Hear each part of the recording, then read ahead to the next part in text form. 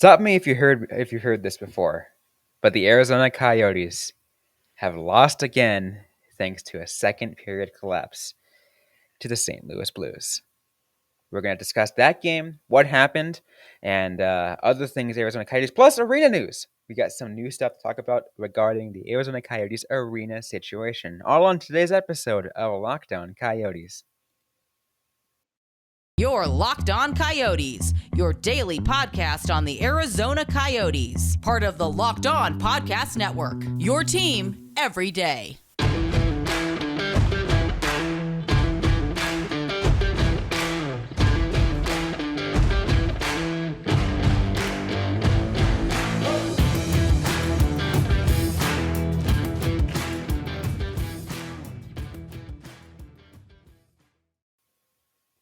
Welcome to the show, everybody. I'm Robyn Leonio. That's Carl Pavlik on this episode of Lockdown Coyotes. We are discussing a loss on this game. Arizona Coyotes lose, was it 5-1 to St. Louis 5-1. Blues?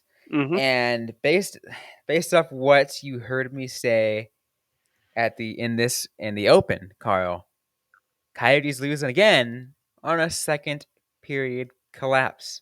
Like, what? Like, is this ever just not going to be the case?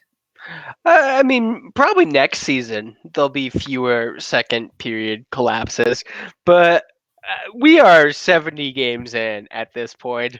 We know what the Coyotes are. The Coyotes are the second period collapse. They will continue to be the second period collapse. They will eventually perfect the second period collapse. I am preparing an article detailing all of the second period collapses because they are very, very much a constant in this season of the Arizona Coyotes. It's getting to this point where it's frustrating. Like, even though you expect it at this point, you're just like, really, you really gonna do this again? I mean, honestly, the biggest thing for me wasn't the collapse because, as you can tell, listeners, I am very much used to the collapse. But in the third period, Schmaltz gets an early goal. So the Coyotes are down by 3, and at this point, you just realize, oh, they do not have the pieces to come back. This is the Coyotes playing without Clayton Keller against the St. Louis Blues. That's horrifying. It's the strategy for the Coyotes when playing the Blues is just get the puck to Keller. There's also no Lawson Krause, no Jacob Chikrin. This team has come back from collapses before, and they just are out of personnel to do that.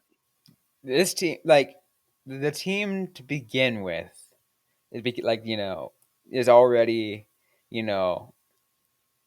isn't a strong personnel team, Yeah. and you lose your top, 3 of your top 5 players. That's a problem. Yeah, I mean, and look at this team. They are more Tucson Roadrunners than Arizona Coyotes at this point. Although, I have to say, the rookies have been playing extremely well and stepping up in ways that I did not expect them to do. That is the one kind of bright spot about all this. We get to be like, oh, hey, look at who is progressing well. Cam Deneen and Dyson Mayo, I did not think would be as far ahead as they are at this point in the season. Yeah, I mean those 2 players I did not expect to hear come preseason. It's like, oh, these 2 players are going to be, performers Yeah, for the Arizona Coyotes. I was going to say performers for the Tucson Roadrunners, absolutely, but for the sure. Arizona Coyotes, what?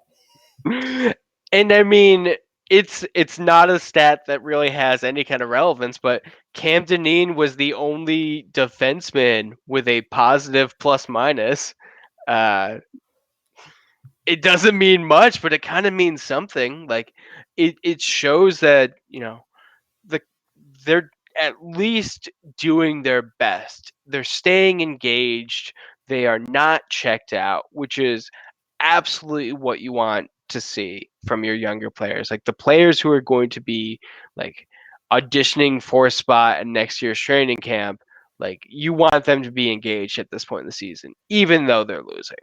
I mean, especially because some of the veterans, like are on also on contract years and probably not going to return. We like that what the Beagle, Erickson, uh Roussel, they're and not returning. they're not returning. Phil Um, Kessel's not returning. Phil Kessel's not returning. That's for darn sure. Yeah. He is It's going to, although maybe to keep that record going, he will find a he is team that cares more about that than anything else. Keith Yandel. He is coming for your record. Watch it. And honestly, like, if there was a team that could absorb Phil Kessel every single game because the games aren't going to matter, it's probably the Coyotes. Yeah, but at the same time, Phil Kessel's got like still Pride. well, not the pride. But it was like he's still got gas in the tank to perform, Sure. so he can be a valuable asset to some team that maybe wants to compete, like on a fringe. Yeah. But I mean, I don't know. It's just like after seeing like Yandel get scratched by the Flyers, I do kind of wonder like what Kessel is thinking in this moment if he is looking to go after that solo record. Which All he needs to do is what play out the end to the end of this year, and then like play like what 10, 12 more uh, games. I think so. It's a very small number. Yeah. Like like he's gonna want it. I know he's gonna want it. He's that freaking close to Yandel. Yeah. Um, We shall see. I don't know. Like I kind of wonder like if he may have been like a little bit shook by the trade deadline. Um, but here's rooting for him. But going back to our original point, like there yeah, are those players who are not. You don't need them to necessarily be as engaged because they're going to be gone anyways. You need the players who are going to stick around, like everyone in the Roadrunners, the younger players, Keller, Schmaltz, Chikrin. You need them to be engaged. and yeah, because they are part of the future of this team, right? They are the core of around which Bill Armstrong is rebuilding this team. You Yes. need a few core players, and those that you named are those players. Yes.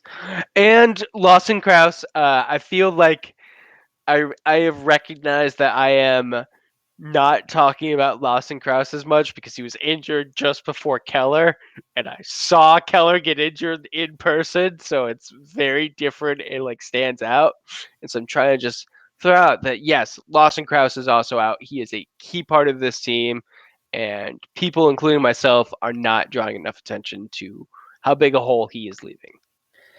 Absolutely. And again, as you were saying, like you have 3 of your top 5 players out with injury. Like Yeah. that's gonna make a huge difference in this game, and a major reason why the Arizona Coyotes lost 5-1. Yep. Absolutely. Absolutely. We still got more to get to though on this episode of Lockdown Coyotes. We're gonna discuss more about this game, a couple other breakdowns, some other things to look out for, as well as some arena news coming up in just a little bit. But first, a quick word from Carl. So I have a message from our friends at BetOnline. BetOnline.net is the number one source for all your betting needs and sports information. You can find all the latest sports development, including this week's Masters Championship, as well as odds, podcasts, and reviews of all the different leagues this season. BetOnline is your continued source for all your sports wagering information, including live betting, esports, and scores. On the preview for the game today, I said that you should probably look to bet the under. And what do you know? Finished at 6. Bet online had the over under at 6.5. Head over to the website today or use your mobile device to learn more about the trends and action. BetOnline, where the game starts. So back here on Locked On Coyotes, once again, Robyn, Leonio, and Carl Pavlik. I want to thank everyone for making Locked On Coyotes your first listen of the day. We're freely available on all platforms. A couple other things that I want to point out, contributing things to the Arizona Coyotes losing this game, 5-1, the final score in St. Louis. And I hate to put this player's name on blast, mainly because, is it entirely his fault? No, because again, the talent in front. But you're gonna throw Ivan Prosvetov to the Wolves again. Of course, yeah. It's gonna be a problem. Yeah, I do kind of wonder if Tournier thought that it would be as bad as it was, and all the credit to him in the world. I thought Prosvetov had a great first period, and there honestly wasn't too much he could do with any of the goals. There's if you look at the St. Louis Blues goals, all of them were from players who have gotten 20 goals this season. This wasn't him letting in an easy goal from a third pairing defenseman. Yeah, that's exactly the case, and it, so you do have to give him credit, and to some extent, but again, you don't give him the best matchup to succeed. It's not gonna. I do kind of wonder though, do you put him against the Chicago Blackhawks because they do also have a lot of offensive weapons. Uh, Yeah, the Coyotes are playing what, Vancouver next? Maybe start him against Vancouver. we'll see. We'll Yeah. see because they still got to figure out how all this goaltending is going to work, right? Because they still got to wait until to figure out what's going on with blanking on his name right now. Sateri, right? Yeah. Yeah. I believe last I saw for that is he's gonna they want to have him practice for a week. So That's fair. That's fair. yeah, understandable. And probably the reason why they recalled Prospatov and assigned Kozhinosh because for some reason the Arizona Coyotes organization doesn't trust Kozhinosh. It's just Yeah. really interesting because he's proven somewhat in the AHL when he was playing for the Barracuda, but they just don't want to play him. Yeah, it's really interesting to see. We're definitely gonna want to talk about this when we do the wrap up after the season because Vemelka got some starts, pretty consistent start streak that was weird. I don't know because for a while it seemed when the season first started, Kozhinosh was going to be thus backup. So they didn't think Vemelka was going to do it. So things have really seemed to change. I do not expect him to be with the organization much longer, though. Well, the Kozhinosh addition to the team was really only to fill the goaltender slot for the expansion Expansion. draft. Yes, I forgot about the expansion draft. Uh,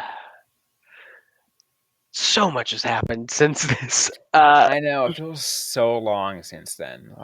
Really? Yeah, and it hasn't even been a full season, but it just feels like an eternity. I don't know if it's the rebuild or just everything in general.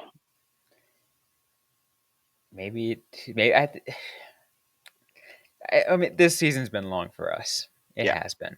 I think covering a rebuilding team, doing a daily podcast on a rebuilding team is freaking miserable. Yeah, it's not great. It's not great. But we try to make light as much as we can because I know that you fans are also miserable. Yeah, So we want to make sure that that we take the misery and you can let you guys bask in some fun. yeah, and we have always tried to look on the bright spots. and let's go with one. Nick Ritchie had a point. He has been just a phenomenal addition. Lyubushkin is doing extremely well in Toronto, so like this seems like a trade that worked out really well for both parties. So hey, everyone gets to be happy. That Richie trade was like there was a lot of question marks at first because again a lot of us didn't really know how he would pan out. It's like yeah, is he really a fit? Whatever, we don't know. There was a lot of questions. Yeah. Even some of our listeners, they were even kind of responding like, do you really think he can fit into that void or whatever and fit and fill that kind of role? And we're like, and I'm like, maybe. And he's doing well. I mean, like we've discussed all season, like it's really up to the player. Like if you have the drive to do it, then the Coyotes are the opportunity for you. Yeah, because everyone on the Coyotes has something to prove. Yeah, they do. It's the most important part of this Coyotes rebuild year. Next year, less will still be somewhat the same message Yeah. because they're still rebuilding. It's not going to be as miserable as this year, but Yeah. It'll also be kind of interesting because, you know, Clayton Keller isn't going to have anything to prove for like the first time in his career, I would say. Like coming off a pretty good year, making value of his contract and still has like how many years on that? Like, uh, he still has, according to Cap Friendly, oh, 6 more years left. 6 more years left. This is the So, second year of a 8-year contract.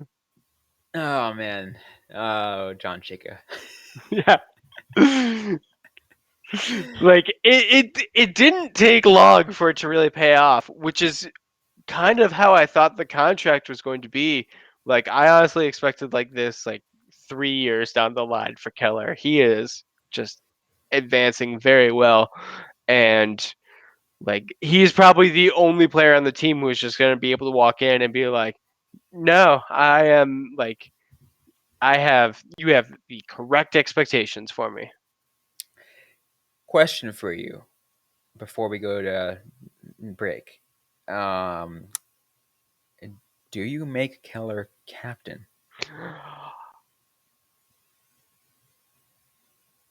No. Um I don't necessarily think so. I don't know how Keller is in the room, but he is going to be recovering from a leg injury. So maybe don't put too much Yeah, on his plate. that's fair. Yeah. Uh, Um,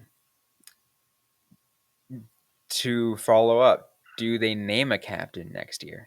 I also think no, probably not, because I would say the two players who kind of look to be the best candidates for captain are Kraus and Keller. And I do think that they're both pretty young and not necessarily something that you want to throw on them. That's fair. That's fair. I guess only time will tell, though, right? Because again, Yeah. um, you know, a team can name. Like, how long did it take for Vegas to finally name their first captain? I don't know. And it does seem to be like there's a lot more teams now that are comfortable doing like 3 or 4 rotating alternate captains. And I'm not the biggest fan of that, but I am always fascinated with what people think the captain should be in the NHL because like everyone has a wildly different interpretation of that. So I can understand you wanting to have like a specific person. I personally like delegating that responsibility. and I do think, of course, having the A patch is also incredibly important on the team. Yeah. Although I do think that there should be, a person to see that a player can look up to, um, at any given point in the year, because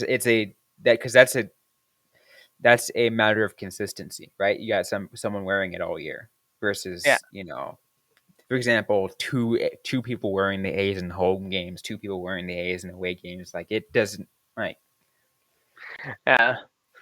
But I mean, we have gotten to see like a more consistency in the A's. At least it is less of a rotating thing. Like they kind of settled on like key players who are that.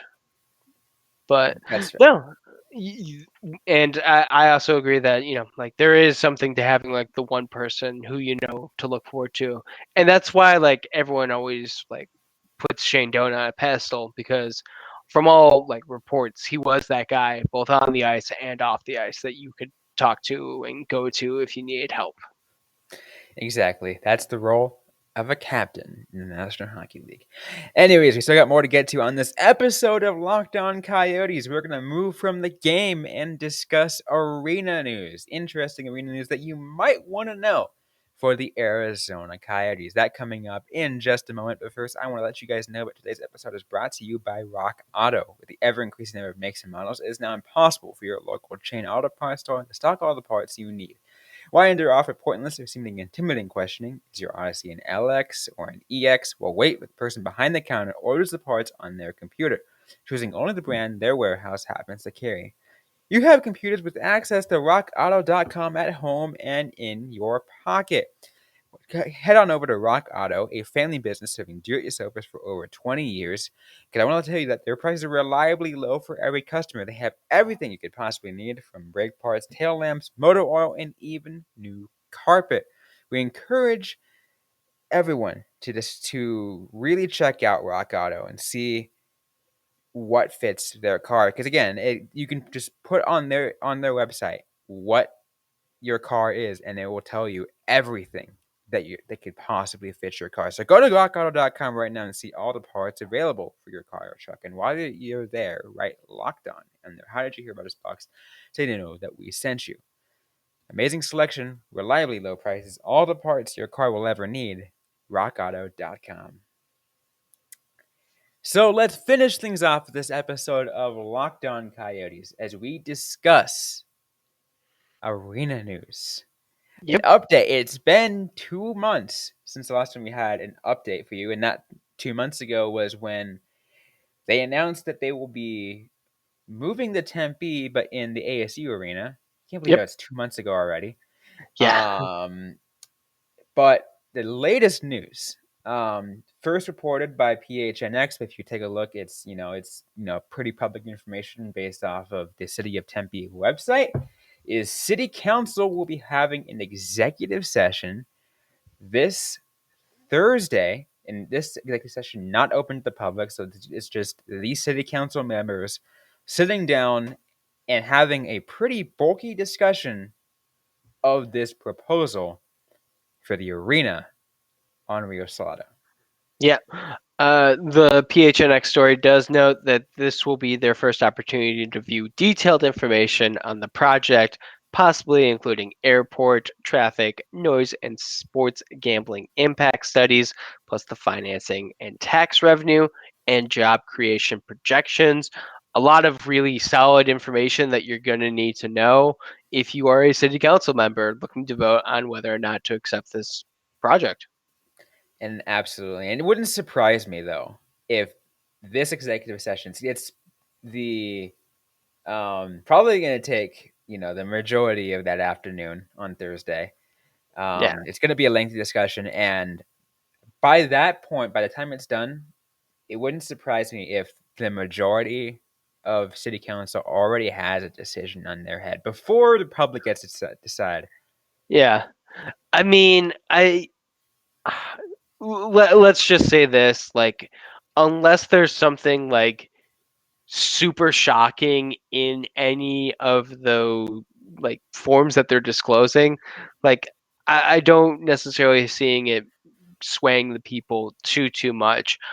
Craig Morgan did tweet out that he feels more confident in it passing, and I'm generally inclined to agree. He seems really cued in on this one, but it'll definitely be kind of interesting to see. But yeah, I would be curious what exactly they're going to be showing. it will be interesting. Again, all the whole timeline of it all. And I think after this session is when they can decide, and on the rest of the timeline again, when they decide to open it up to public hearings and then their final decision for a vote. This very well could happen within this month. If I'm not mistaken, Carl, I think they want to decide before the elections. I mean, I think so. There's, you know, I've been writing and talking about the Coyotes and arena problems with the Coyotes for over a decade now. So I never want to say like things are going to happen quick, because I think the last time I said that, it took another 3 years for the team to be sold.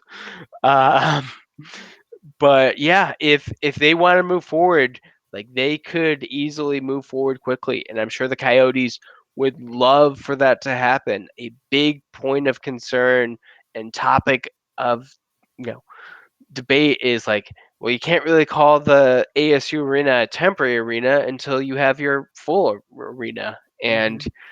if they can get that approved, that is going to signify temporary, and they want that label attached to that. They want that label attached to it, and I think the rest of the league wants that label attached because they know that um, things won't be sustainable long term at ASU. So they're like, all right, let's look at this proposal. It looks pretty good. It looks promising. Like, it's so many good things that are potentially out of it. But again, going back, kind of to what we were saying a few months ago, this arena in itself, this proposal and everything like this would benefit the Coyotes in so way because here's the biggest thing: it will get those Quebec people and those Houston people off our asses even longer. Yeah, absolutely. And, you know, we talked about it in the special episode this week. There was a lot of chatter online. Anytime there's anything that happens with the Coyotes, it just goes back to the arena Just situation. and not only that, they're just like, oh, just delete the Coyotes franchise. Like, there's like, Yeah. it's like they're. I'm just like, what does the franchise have to do with like it? Yeah, it. You'll hear that conversation on our bonus episode, also posted today, if you haven't already. But it's, I Yeah, it's a whole thing, and this goes a long way to hopefully, like, at least giving us like a clear timetable for when everything will be finalized and shovels could get into the dirt, which is and what we not really want to see. exactly shovels get into there and have you know the eventual proof, even more proof. Obviously, you and I already know this, that hockey belongs here in Arizona.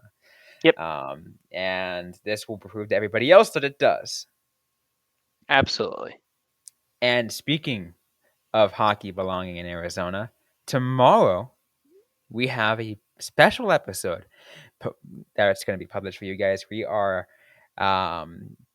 continuing our Grow the Game series. You're going to be highlighting people and organizations dedicated to growing the game of hockey in Arizona. Because again, hockey belongs here in Arizona. Our next guest is the founder and CEO of Arizona's new LGBTQ plus hockey league. It's an exciting conversation. You guys will definitely want to hear it. Yep, absolutely. It was fun to talk, and I'm sure everyone will enjoy listening to it. Absolutely. Anyways, though, that is it for this episode of Lockdown Coyotes. If you like what you heard, don't forget to leave a review, like, comment, subscribe if you yet to already. We're available everywhere you get your podcasts, including on YouTube. Don't forget to interact with us on social media. We're on Facebook, facebook.com/Lockdown Coyotes, on Instagram at Lockdown Coyotes, and on Twitter at LO_Coyotes. Don't forget to interact with us personally. I'm at Robyn_Leonio. Carl Pavlik is at Carl Pavlik FFH. You can interact with us, ask us a question, and we can answer right back or on a future episode of the Locked On Coyotes podcast. Thanks again, everyone, for listening to today's episode. Hope you guys are staying safe out there. Hope you guys are staying healthy. And don't forget to howl on.